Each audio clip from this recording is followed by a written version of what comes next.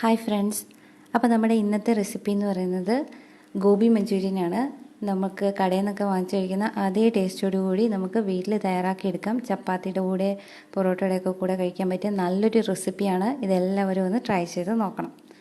അപ്പോൾ ഇത് തയ്യാറാക്കാനായിട്ട് ഞാൻ വലിയൊരു കോളിഫ്ലവറിൻ്റെ ഒരു 1/4 ഭാഗമാണ് എടുത്തേക്കുന്നത്. അത് ചൂടുവെള്ളത്തിൽ ഉപ്പും മഞ്ഞൾപ്പൊടിയും കൂടി ഇട്ടിട്ട് ഒരു അരമണിക്കൂർ അതിലിട്ട് വെച്ചതിന് ശേഷം നന്നായിട്ട് കഴുകിയെടുത്തതാണ്.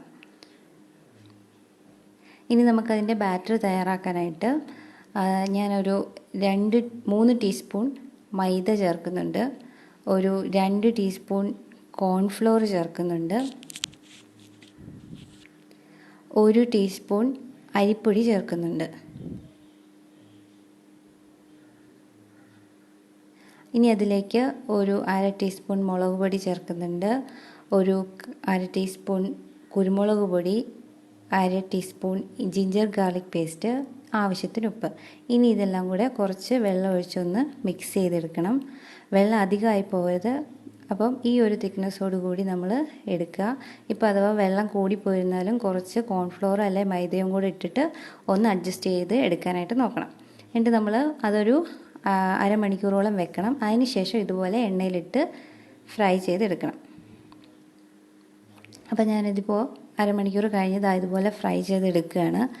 കുറച്ച് എണ്ണ ഉപയോഗിച്ചിരുന്നാൽ മതി. അത് 2 സൈഡും തിരിച്ചിട്ട് ഫ്രൈ ചെയ്തെടുത്തിരുന്നാൽ മതി. ഇപ്പോൾ ഇതുപോലെ ഒരു ഗോൾഡൻ ബ്രൗൺ കളറൊക്കെ ആകുമ്പോഴത്തേക്ക് നമുക്ക് എടുക്കാം. ഇപ്പോൾ ഇതുപോലെ ഏകദേശം അതെല്ലാം ഫ്രൈ ആയിട്ടുണ്ട്. ഇനി നമുക്കത് എണ്ണയിൽ നിന്ന് മാറ്റാം. അതുപോലെ ബാക്കിയുള്ളതെല്ലാം ഇതുപോലെ ഫ്രൈ ചെയ്തെടുക്കണം. അപ്പം ഞാനത് എടുക്കുന്നുണ്ട്. ഈ ഒരു അളവിനാണ് നമുക്ക് വേണ്ടത്. ഇനി നമുക്ക് ഗോബി മഞ്ചൂരിയൻ്റെ ഗ്രേവി തയ്യാറാക്കണം. അപ്പോൾ അതിനു വേണ്ടി ഞാൻ കുറച്ച് എണ്ണയിലോട്ട് 1 സവോള ചെറുതായിട്ട് അരിഞ്ഞ് ഇട്ട് കൊടുത്തിട്ടുണ്ട്. അതൊന്ന് വഴണ്ട് വരുമ്പോഴത്തേക്ക് 1 ടീസ്പൂൺ ജിഞ്ചർ ഗാർലിക് പേസ്റ്റ് ഇടുന്നുണ്ട്. പിന്നെ 1 പച്ചമുളക് അരിഞ്ഞ് വെച്ചത് ഇട്ട് കൊടുക്കുന്നുണ്ട്. അതൊന്ന് വഴണ്ട് വരണം. വഴണ്ട് വന്നതിന് ശേഷം ഞാനിപ്പം 1 ടീസ്പൂൺ കാശ്മീരി ചില്ലി പൗഡറാണ് ചേർക്കുന്നത്. ഇതിപ്പം നിങ്ങൾക്ക് അല്ലെങ്കിൽ ചില്ലി സോസ് ആണെങ്കിലും ഉപയോഗിക്കാം. ഞാനിപ്പം കാശ്മീരി ചില്ലി ഉപയോഗിക്കുന്നുണ്ട്. അത് നല്ലൊരു കളറും കൂടെ കിട്ടും. ഇനി അതിലേക്കൊരു 1/4 ടീസ്പൂൺ ഗരം മസാലയാണ് ചേർക്കുന്നത്. ചില്ലി സോസ് ചേർത്താലും മതി, അല്ലെങ്കിൽ കാശ്മീരി ചില്ലി ചേർത്താലും മതി. ഇനി അതിലേക്ക് ഞാൻ കുറച്ച് സോയ സോസ് ചേർത്ത് കൊടുക്കുന്നുണ്ട്. അത് കഴിഞ്ഞിട്ടൊരു കുറച്ച് ടൊമാറ്റോ സോസ് ചേർത്ത് കൊടുക്കുന്നുണ്ട്.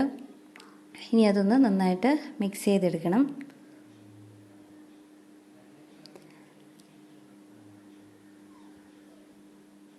ഇനി അതിലേക്ക് നമുക്ക് ഗ്രേവിക്ക് ആവശ്യമായിട്ടുള്ള വെള്ളം ചേർത്ത് കൊടുക്കണം.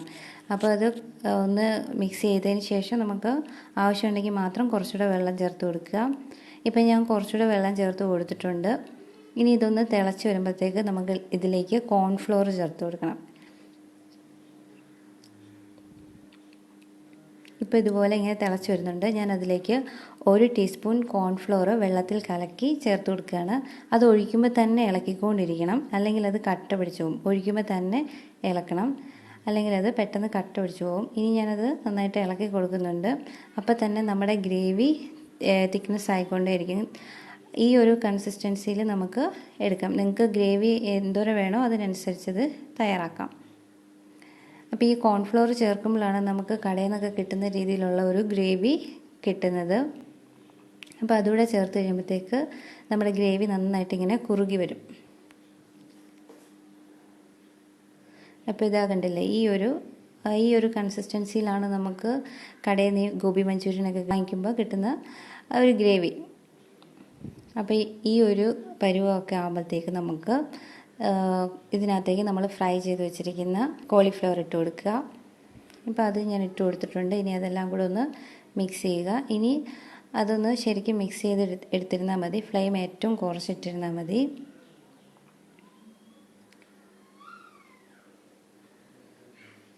അങ്ങനെ ഒരു 5 മിനിറ്റ് അതിൽ ഗ്രേവിയിലൊന്ന് അതെല്ലാം ഒന്ന് മിക്സായി വരുന്നിടം വരെ ഒന്ന് ഇളക്കി കൊടുക്കണം.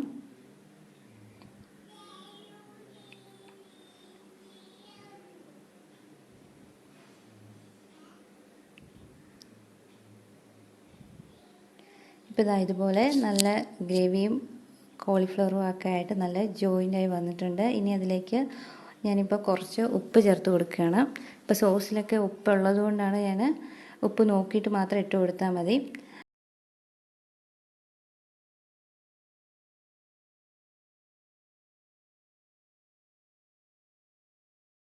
ഇനി നമ്മൾ ഏറ്റവും ലാസ്റ്റ് ഇതുപോലെ ക്യൂബ്സായിട്ട് അരിഞ്ഞു വെച്ചിരിക്കുന്ന ക്യാപ്സിക്കവും സവോളയും കൂടെ ചേർത്ത് കൊടുക്കണം. ഇത് ഏറ്റവും ലാസ്റ്റ് മാത്രം ചേർത്ത് കൊടുത്താൽ മതി.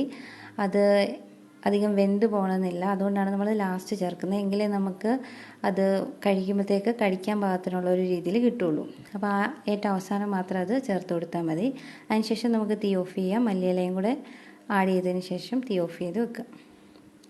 അപ്പം ഇത്രയേ ഉള്ളൂ. നമുക്ക് ഈ ചപ്പാത്തിയുടെ ഒക്കെ കൂടെ കഴിക്കാൻ പറ്റിയ നല്ലൊരു റെസിപ്പിയാണ്. ഇതാ കണ്ടല്ലേ, എങ്ങനെയുണ്ട്?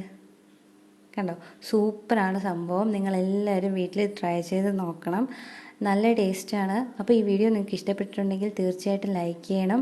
അതുപോലെ തന്നെ നിങ്ങളുടെ ഫ്രണ്ട്സിന് ഷെയർ ചെയ്യണം. ഈ ചാനൽ ഇതുവരെ സബ്സ്ക്രൈബ് ചെയ്തിട്ടില്ല എന്നുണ്ടെങ്കിൽ ഒന്ന് സബ്സ്ക്രൈബ് ചെയ്തേക്കണം. അപ്പോൾ ഇത്രയേ ഉള്ളൂ. താങ്ക്